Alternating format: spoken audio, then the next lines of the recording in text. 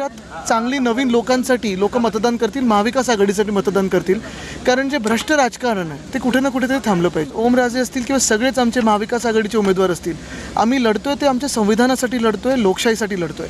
गेल्या 4-5 दिवसातच आपण पाहिलं असेल काही मोठ्या भाजपच्या नेत्यांनी, अगदी पंकजाताईंपासून सगळ्यांनीच स्टेटमेंट केलं की 400 पार का करायचं आहे, तर संविधान बदलायचं आहे. कशासाठी संविधान बदलायचं आहे? कायदे कानून आपण वेगळे वेगळे आणत असतो, चांगले नवीन घडवत असतो, पण संविधान बदलणं ही देशासाठी धोक्याची घंटा आहे.